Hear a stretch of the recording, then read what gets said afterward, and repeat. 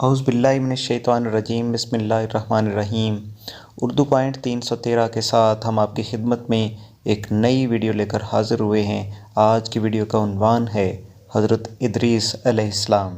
حضرت ادریس علیہ السلام سے منسوب مزار جو کوہ طور کے دامن میں واقع ہے۔ حضرت ادریس علیہ السلام اللہ تعالیٰ کے تیسرے نبی تھے جو حضرت آدم علیہ السلام اور حضرت شیس علیہ السلام کے بعد نبوت کے جلیل القدر منصب پر فائز ہوئے۔ مورخین کے مطابق آپ علیہ السلام کی ولادت بابل یعنی عراق یا مصر کے شہر منفیس یعنی منف میں ہوئی۔ آپ علیہ السلام کا اصل نام اخنوخ تھا، جبکہ قرآن کریم اور احادیث مبارکہ میں آپ علیہ السلام کو ادریس کے نام سے پکارا گیا ہے۔ روایات کے مطابق حضرت ادریس علیہ السلام نے دنیا میں لوگوں کو سب سے پہلے لکھنے پڑھنے اور تعلیم حاصل کرنے کا درس دیا، بلکہ اپنی زندگی کا بیشتر حصہ اسی درس و تبلیغ میں صرف کیا۔ چنانچہ لوگ آپ علیہ السلام کو ادریس یعنی درس دینے والا کہہ کر پکارنے لگے۔ آپ علیہ السلام کا حضرت شیس علیہ السلام کی 5ویں پشت سے تعلق تھا اور آپ علیہ السلام کا شجرہ نسب یوں ہے: ادریس بن یارد بن مہلائل بن کینن بن انوش بن شیس بن آدم علیہ السلام۔ حضرت ادریس علیہ السلام منصب نبوت پر حضرت شیس علیہ السلام کا انتقال ہوا تو کچھ عرصے بعد ان کے پیروکار بہت محدود تعداد میں رہ گئے۔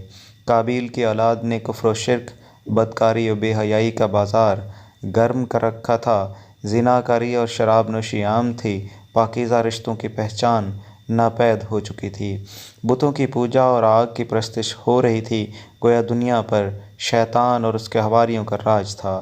حضرت آدم علیہ السلام اور حضرت شیس علیہ السلام کی قائم کردہ شرعی حدود اور احکامات الہی کو پامال کیا جا رہا تھا، اور یہی وہ وقت تھا کہ جب اللہ جل شانہ نے اس بگڑی قوم میں ایک نبی مبعوث کرنے کا فیصلہ کیا اور اس عظیم منصب کے لیے حضرت شیس علیہ السلام کی نسل سے حضرت ادریس علیہ السلام کا انتخاب فرمایا۔ حضرت ادریس علیہ السلام میں وہ تمام خوبیاں بدرجہ اتم موجود تھیں جو اللہ کے نبی میں ہونی چاہیے تھیں۔ آپ علیہ السلام حضرت آدم علیہ السلام کے دین کے پیروکار، نہایت عبادت گزار، متقی، پرہیزگار اور انتہائی سچے انسان تھے۔ بائبل سے مصر کی جانب ہجرت نبوت کے منصب پر فائز ہوتے ہی آپ علیہ السلام نے اپنی قوم کے بھٹکے ہوئے لوگوں میں وعظ و تبلیغ کا کام شروع کر دیا، لیکن راہ ہدایت کا یہ درس اور نیکی کی باتیں ان لوگوں کو بہت ناگوار گزرتیں، چنانچہ وہ آپ علیہ السلام کے دشمن ہو گئے۔ آپ علیہ السلام اور آپ علیہ السلام کے پیروکاروں کو طرح طرح سے اذیتیں دینے لگے، یہاں تک کہ آپ علیہ السلام ان کی ایذا رسانیوں سے تنگ آ کر بائبل سے ہجرت کا ارادہ کر لیا اور اپنے پیروکاروں کو اپنے اس فیصلے سے مطلع فرمایا۔ چونکہ بائبل دریائے فرات اور دریائے دجلہ کے کنارے ایک سرسبز و شاداب علاقہ تھا، لہٰذا لوگوں کے لیے اس علاقے سے ہجرت کرنا خاصا مشکل فیصلہ تھا اور انہوں نے اس حوالے سے تحفظات کا اظہار بھی کیا، لیکن پھر حضرت ادریس علیہ السلام کے سمجھانے پر وہ لوگ آپ علیہ السلام کے ساتھ ہجرت پر تیار ہو گئے۔ حضرت ادریس علیہ السلام اور ان کے پیروکاروں نے بائبل سے مصر کا رخ کیا اور دریائے نیل کے کنارے آباد ہو گئے، جو بائبل سے بھی زیادہ سرسبز و شاداب علاقہ تھا۔ حضرت ادریس علیہ السلام نے یہاں کے لوگوں میں درس و تدریس کے کام کو جاری رکھا۔ آپ علیہ السلام اس وقت لوگوں میں رائج تمام زبانوں سے واقف تھے اور عوام کو انہی کی زبان میں درس دیا کرتے تھے۔ قرآن پاک میں ذکر آپ علیہ السلام کا قرآن مجید میں 2 مرتبہ ذکر آیا ہے۔ سورہ مریم میں اللہ تعالیٰ فرماتے ہیں، اور اس کتاب میں ادریس علیہ السلام کا ذکر بھی کیجیے، بے شک وہ بڑے سچے نبی تھے اور ہم نے ان کو بلند رتبے سے پہنچایا۔ سورہ مریم آیت نمبر 56 اور 57۔ نیز سورہ الانبیاء میں اللہ تعالیٰ نے فرمایا، اور اسماعیل علیہ السلام اور ادریس علیہ السلام اور ذوالکفل علیہ السلام کا تذکرہ کیجیے، یہ سب احکام الہیہ پر ثابت قدم رہنے والے لوگوں میں سے تھے۔ سورہ الانبیاء آیت نمبر 85۔ قرآن کریم کی معروف و مستند تفسیر معارف القرآن کے مطابق حضرت ادریس علیہ السلام حضرت نوح علیہ السلام سے 1000 سال پہلے پیدا ہوئے۔ روح المعانی بحوالہ مستدرک حاکم۔ اللہ تعالیٰ نے آپ علیہ السلام کو نبوت کے مرتبے پر سرفراز فرمایا اور آپ علیہ السلام پر 30 صحیفے نازل فرمائے۔ حضرت ادریس علیہ السلام وہ پہلے انسان ہیں جنہیں علم نجوم اور حساب بطور معجزہ عطا کیے گئے۔ نیز سب سے پہلے انہوں نے ہی قلم سے لکھنا اور کپڑا سینا ایجاد کیا۔ ان سے پہلے لوگ عموماً جانوروں کی کھال لباس کے طور پر استعمال کیا کرتے تھے۔ پھر یہ کہ سب سے پہلے ناپ تول کے طریقے بھی آپ علیہ السلام ہی کے متعارف کروائے اور اسلحہ بھی آپ علیہ السلام کی ایجاد ہے۔ آپ علیہ السلام نے اسلحہ تیار کر کے بنو قابیل سے جہاد کیا۔ علامہ ابن اسحاق کا کہنا ہے کہ دنیا کا سب سے پہلا شخص جس نے قلم سے لکھا حضرت ادریس علیہ السلام ہیں۔ معاویہ بن حکم سلمی رضی اللہ تعالیٰ عنہ سے مروی ہے کہ انہوں نے حضور صلی اللہ علیہ وسلم سے رمل کے بارے میں سوال کیا۔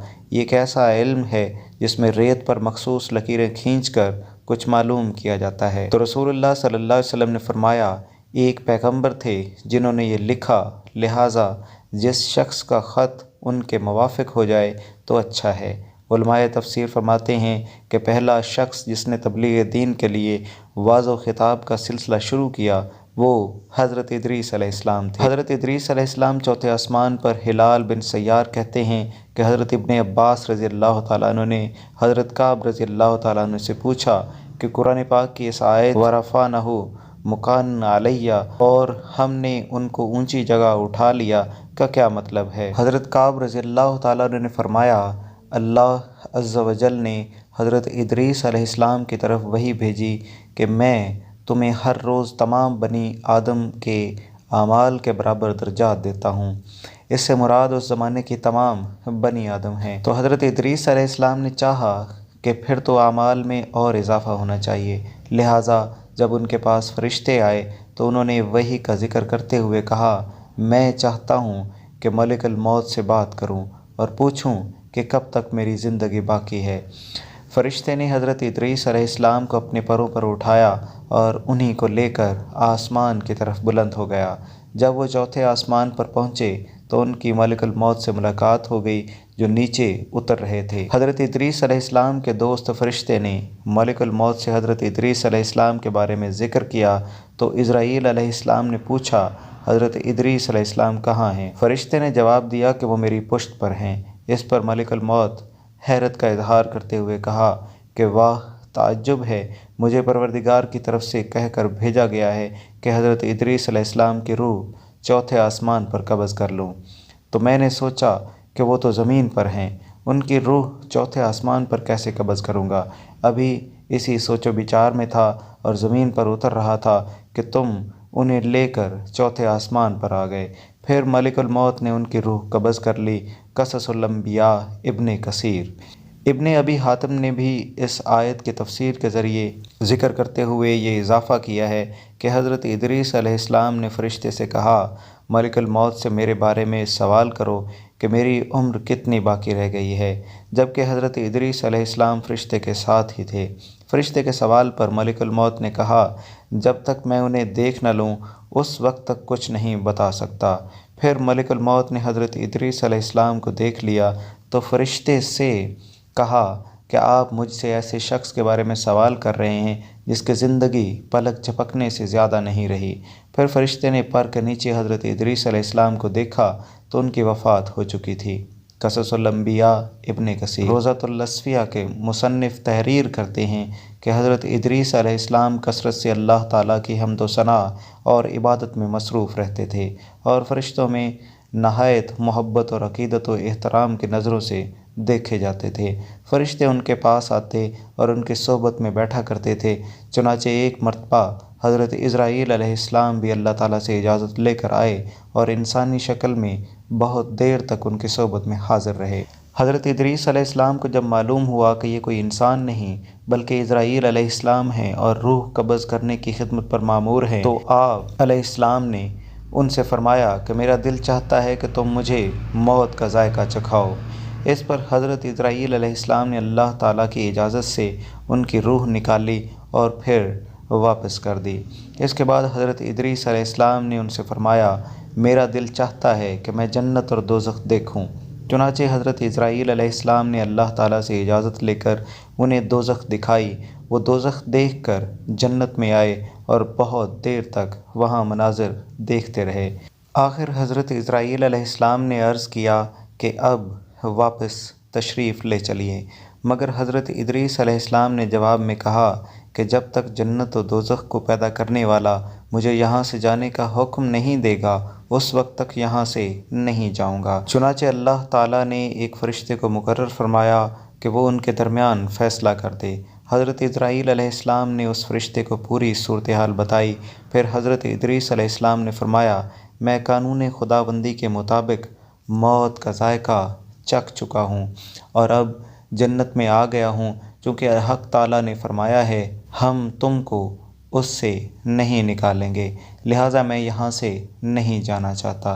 حضرت کعب احبار کی روایت سے ہے کہ فرشتے نے اللہ تعالیٰ کے حکم سے فیصلہ کیا کہ اچھا آپ چھٹے آسمان پر رہیے اور فرشتوں کے ساتھ عبادت کیجیے۔ چنانچہ حضرت ادریس علیہ السلام چھٹے آسمان پر فرشتوں کے ساتھ عبادت میں مشغول رہتے تھے، واللہ عالم۔ اس سلسلے میں متفقن علیہ حدیث یہ ہے کہ حضرت ادریس علیہ السلام چوتھے آسمان پر ہیں۔ مجاہد رحمۃ اللہ علیہ اور دیگر بہت سے علماء کرام کا یہی قول ہے۔